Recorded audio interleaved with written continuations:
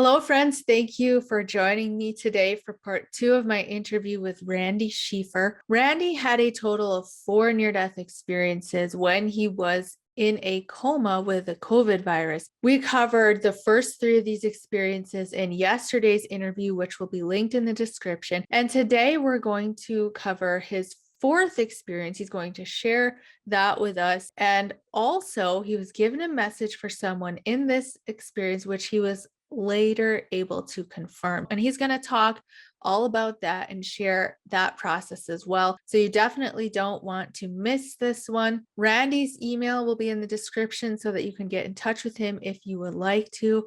Thank you for watching. Here's Randy. I remember my consciousness waking. And I was right at the end of that tunnel again, right at the end. And I went into a beautiful, well, I can't say beautiful, it was like a void area, but not pitch black. It was almost like a late dusk, not pitch black. And these orbs of light was passing by me very quickly all around. And I'm standing there, again, thinking, okay, you died, but where are you? And I felt the presence of a spirit standing next to me. Somebody was standing next to me. I never saw them, I couldn't see them, but I felt that they were standing there. And they telepathically indicated to me that I needed to follow them. So we started to move deeper into this void area. Now, Melissa, you've been to the theater, I'm sure. And we were sitting in the audience, and the stage is dark. But then all of a sudden, over in the corner, a small light starts to come on, and that light gets brighter and brighter and brighter until you see the actor or actress standing there on the stage. Well, that's what happened. As we started to move through, this little light off to my left-hand side started to come on, and it got brighter and brighter and brighter. And there sat my deceased mother-in-law. Saw her just as clear as I'm looking at you. Just picture perfect. Much younger. She died of Lou Gehrig's disease, which is a horrific disease to die from. It's just absolutely terrible. And she was in her 70s when she passed. She was probably about, I told my wife, she was probably about 35 years old, sitting on a stool or a seat of some sort. But she was sitting very regally, what I call it, because she was very straight and sitting very proper, and her hand was, her left arm was resting on, I don't know what, a bar or counter or someplace. And she looked over at me briefly and then looked away. And I remember standing there yelling at her, Dolores, it's me, it's Randy, I'm here. But she would not acknowledge me. And Dolores had very beautiful long hair, and it was all pulled up into a bun on the top of her head, and she had this beautiful ribbon, white ribbon around her hair. She was dressed in a white gown with a beautiful white ribbon around her waist. She was absolutely beautiful sitting there. And then suddenly this figure runs past us. All three of us. We kind of ran past us, and I recognized that it was my deceased brother-in-law. He had died of a drug overdose in his 30s, and I would say he was probably in his late teens, maybe. Didn't stop, didn't acknowledge me, didn't acknowledge his mother. He just kind of zoomed right past us, And I knew it right away. I said, "Oh, Mark, what are you doing?" And the spirit guide indicated that I needed to move on. So we started to go deeper into the void, and off in heaven. It's almost like you can see 360 degrees around you. You're aware of what's going on completely around you. So as we move further in, that little light that illuminated my mother-in-law started to fade out and got weaker and weaker and weaker until she just disappeared. So we continued to move, and orbs of light were coming past me. Remember these light orbs whizzing past us. And we moved deeper, and then way in the back, at some distance from me, that light came back on, and it got brighter as we moved closer. But we had to stop because I felt that I was up against like an invisible barrier of some sort. I came up against it. I couldn't go any further. And my daughters told me, well, Dad, that's probably the veil of death. You know, you came up to that veil. Because this light started to come on at a distance.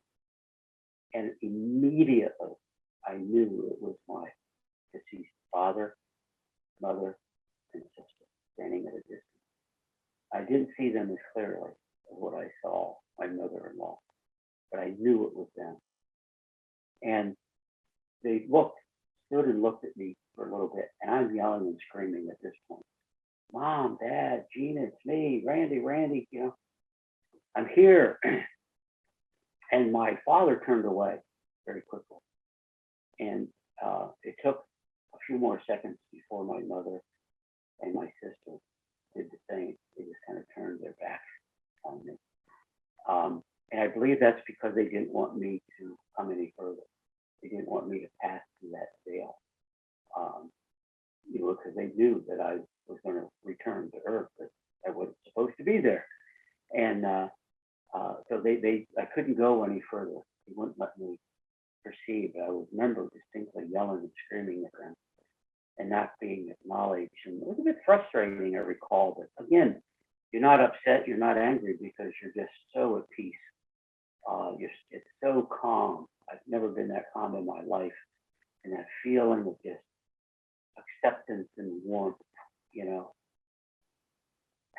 And off to my right-hand side, some ways behind me, for some reason, this orb of light got my attention because he was moving very fast.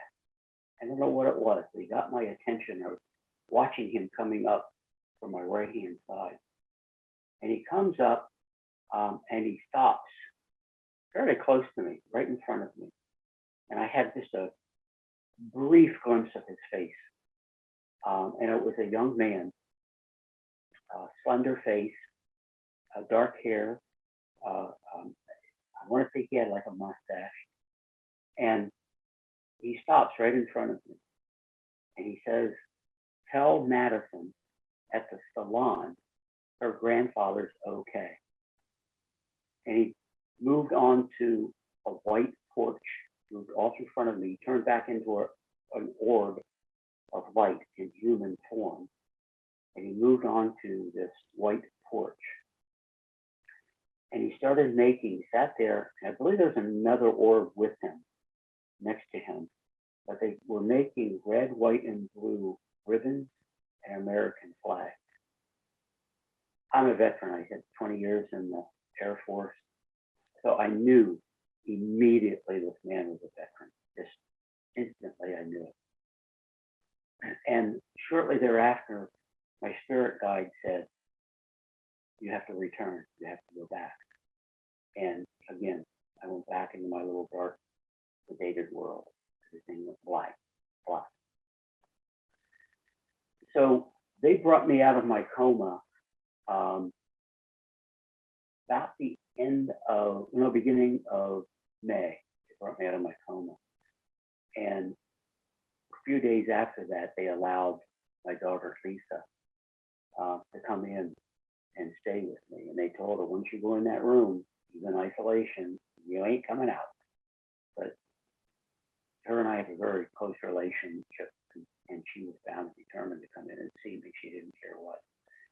So she did. She came in and saw me and cared for me these last 4 or 5 days that I was in the hospital. And, I started to tell her about what had happened. And I said, Lisa, I said, I had dreams. And I know they were dreams. because my dreams involved people that are still alive. They involve my family. They involve friends, people that I knew. They were, unbeknownst to me, a few of them were dreams about being saved, that I would be lost somewhere and I would be found and brought back. I don't know, I haven't figured that out if there's any relevance to that dream or not, but I know that they were dreams. And I had hallucinations. I know that I had. I mean, I was on ketamine and some other pretty heavy narcotics. And I remember one time laying there and suddenly these multicolored flashes of lightning started to come toward me. And I'm yelling and screaming. And so I opened my eyes and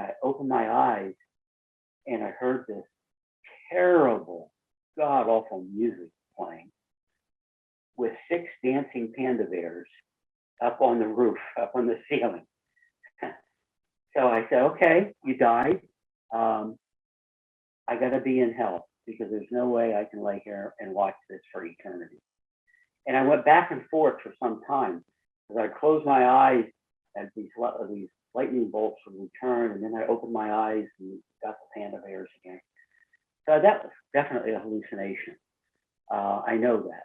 And another time, I had another hallucination where my dogs, I have 4 dogs, and 3 of them were in the hospital swimming in the birthing pool that I thought was right across from my door, you know. And I couldn't understand why my dogs were swimming in the birthing pool. So I mean that they were all hallucinations and just silly things that I experienced. But then I told Lisa, I said, I have this other experience. And I said, I wasn't familiar with near-death experiences at that time. I really wasn't. So I had trouble explaining what I had experienced, you know, and I was using kind of everyday language to try to communicate what I had experienced. And I told her the Madison story. And she said to me, she said, Dad, who's Madison? And I said, I have no clue who Madison is.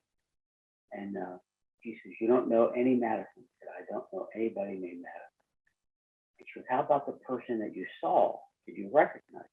And I said, I did not recognize him. I did not know. All I know is he's a veteran. And she said, well, I don't know what to tell you about that one. And I said, well, I have a responsibility to try to find her. I said, this veteran gave me this message, and I have to find her. And, you know, she kind of blew it off. Oh, good luck with that, Dad, you know. So I had to learn to walk again, and I had to learn to swallow and do some other things because I've been in the hospital for so long.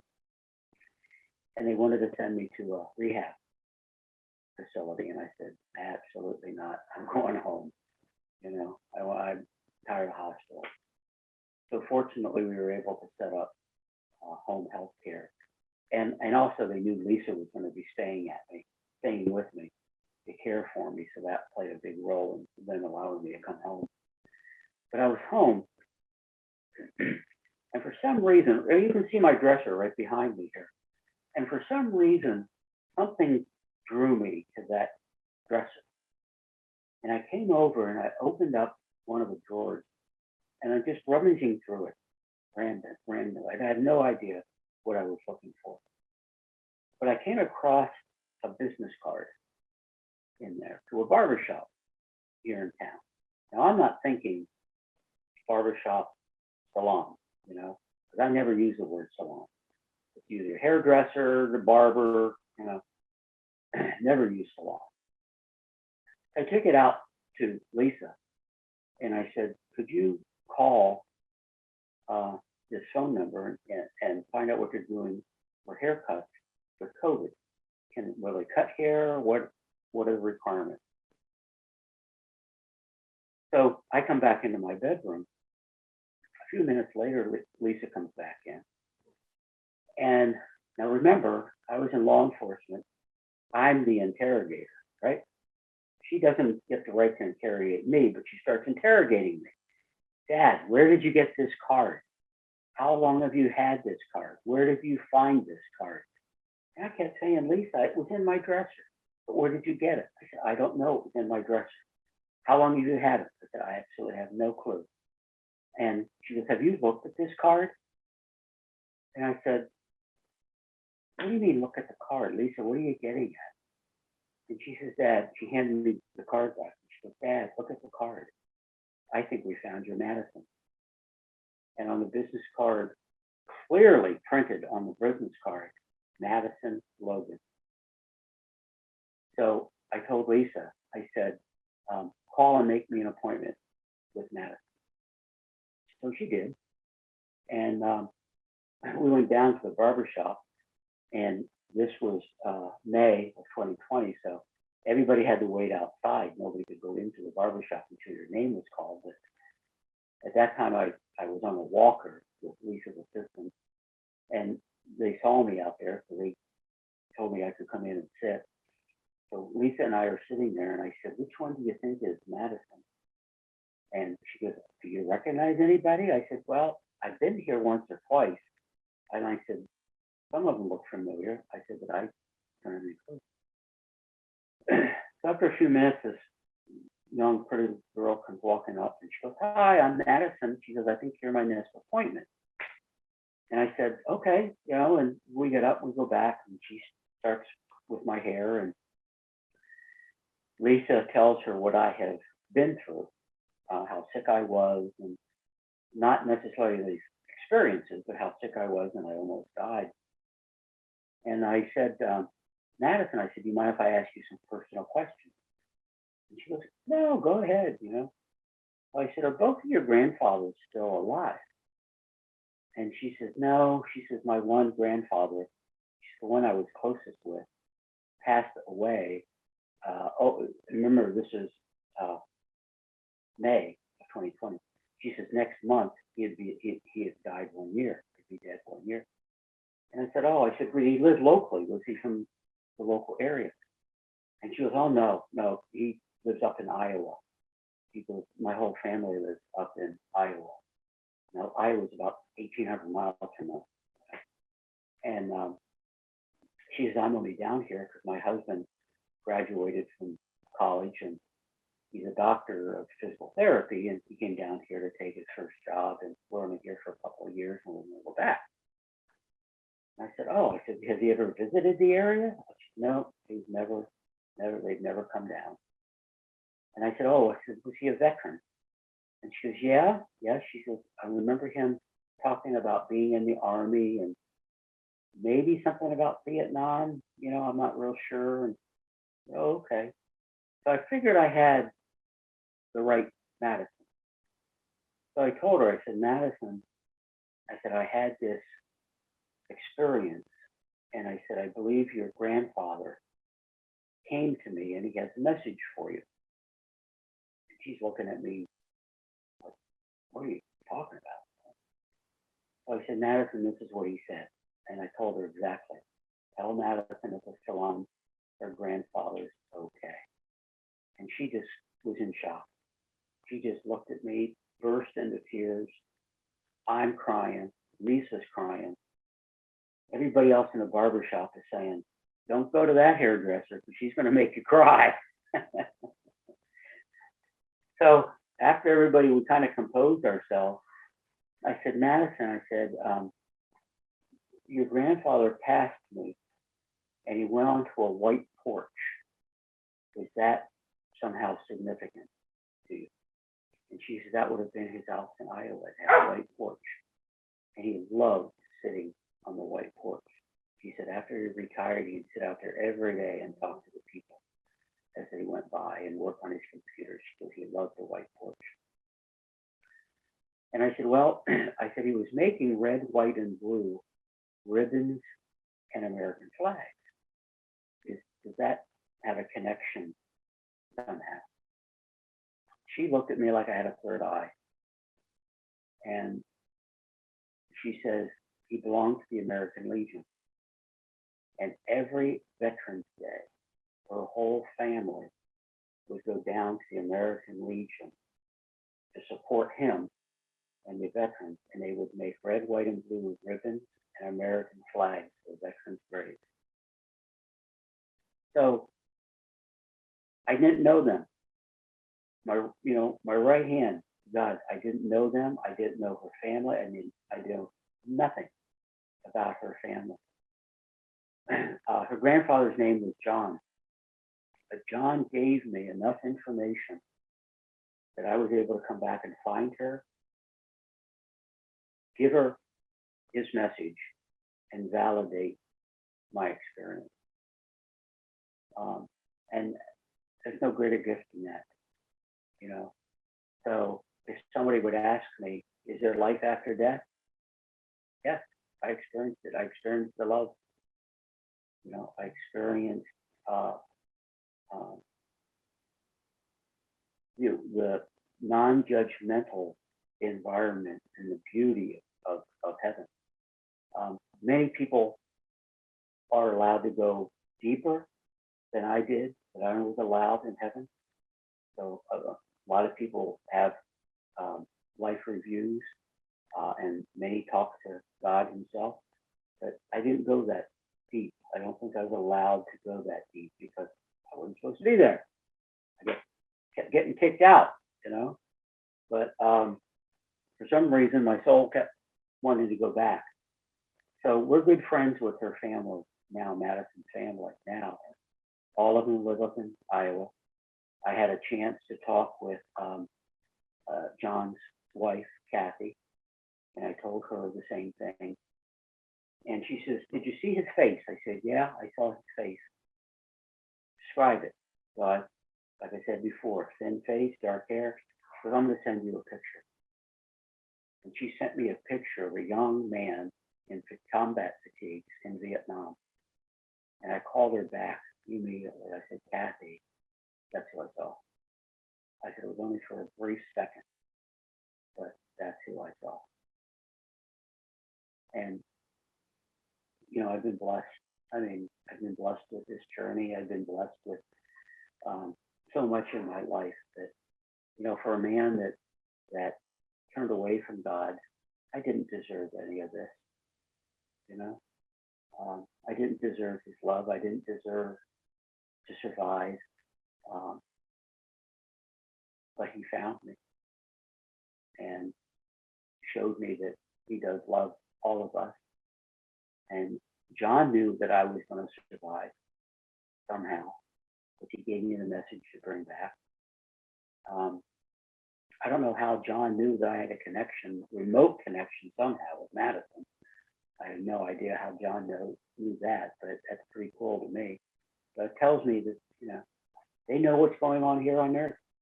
You know, they know exactly what is happening. So I believe my mission now is to come back and to share his word. You know, share that he does love you, and to share this experience with people. For those that maybe fear death, like I did, will no longer fear, because it's so peaceful that you live on. I heard the other day the term, not that he died, but he is now in spirit. And I like that term. The body wears out, and the body gives up, but you don't die. You know, you go to spirit, you become a spirit again. And that's what I loved about the story. And that's my experience. Wow, Randy, thank you so much for sharing. What an incredible experience, especially to have it validated like that, with being able to meet Madison and pass on that message. Yeah, yeah.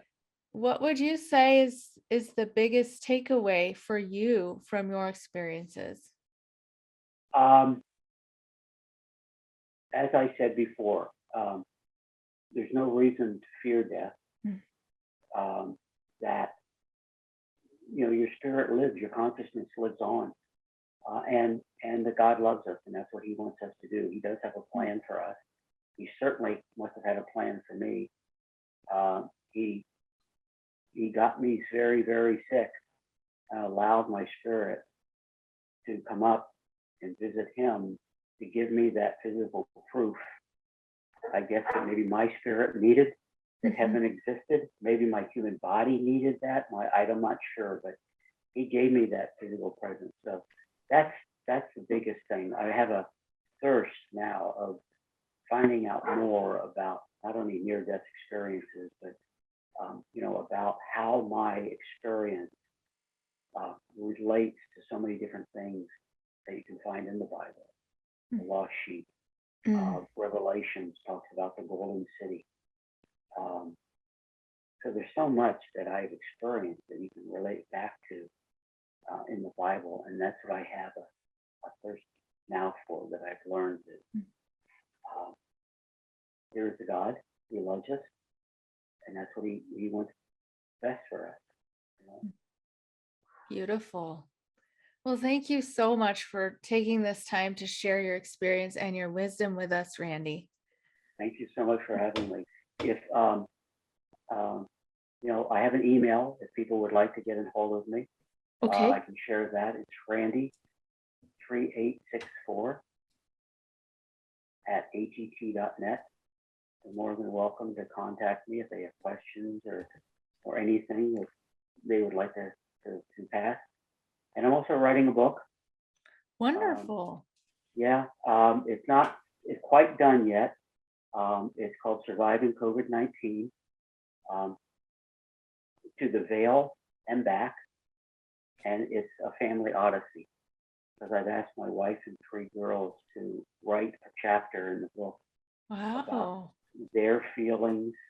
And they're struggling with it, trust me. It's hard for them to write about their feelings, about losing their dad, and what they did to help save me as well. So it's by God's good grace and my family that I'm here today. Perfect. So I will put your email in the description if you're okay with that. And perfect. also, yes, ma'am.